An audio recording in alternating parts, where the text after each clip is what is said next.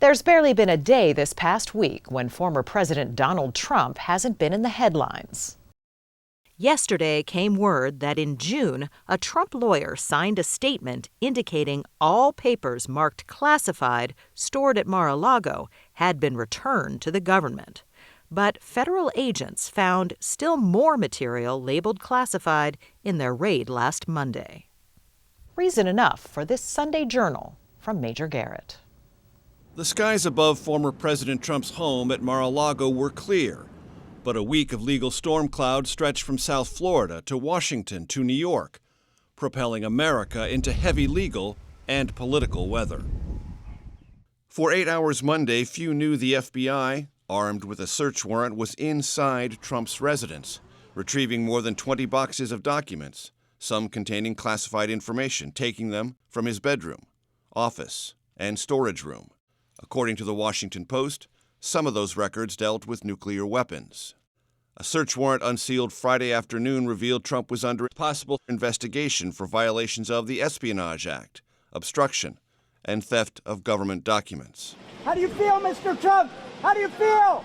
Trump announced his home was under siege. Instantaneously, supporters rushed to the narrow causeway that runs from West Palm Beach to Mar-a-Lago. I definitely think it was unfair and suspicious. I think he will win in a landslide in 2024. In part because of this? Absolutely. Republicans in Congress also defended Trump, some more aggressively than others.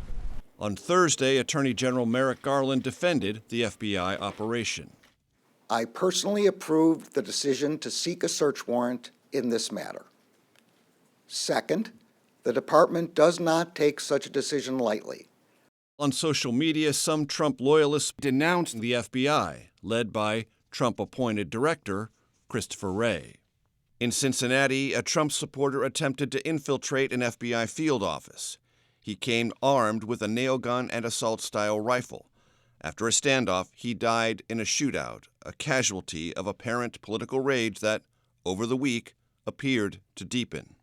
Trump said he was being attacked on all sides, meaning the FBI, but also the New York Attorney General, who is investigating whether the Trump Organization hyped property values to obtain bank loans while lowballing those same valuations to evade taxes.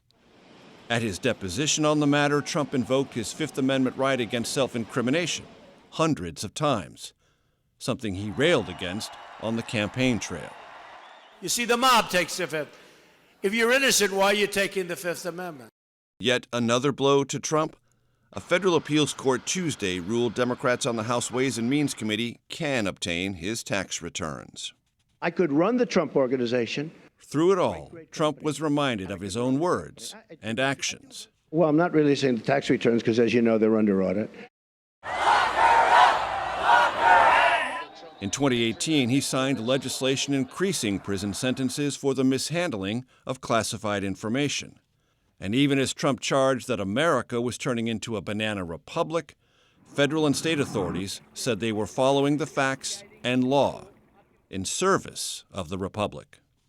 Faithful adherence to the rule of law is the bedrock principle of the Justice Department and of our democracy. Upholding the rule of law means applying the law evenly, without fear or favor. As Trump considers a bid to win back the White House, the nation pondered not only that possibility, but one of a former president running again while under criminal investigation or possibly indictment. A stormy situation, indeed.